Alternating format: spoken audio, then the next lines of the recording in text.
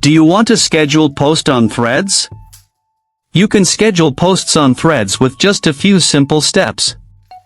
Before we begin, please like this video and subscribe to our channel for more tutorials and tips.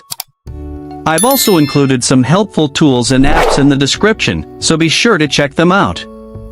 To schedule your post on Threads, first, open the Threads app on your mobile device. Once you are in the Threads newsfeed, tap the plus icon at the bottom of the screen to start composing your post.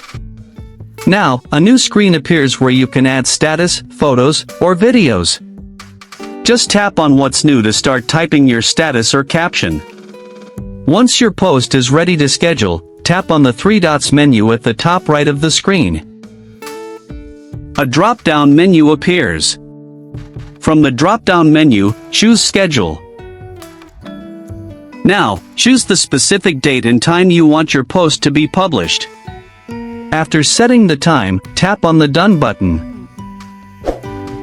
Lastly, confirm your scheduled post by tapping on Schedule.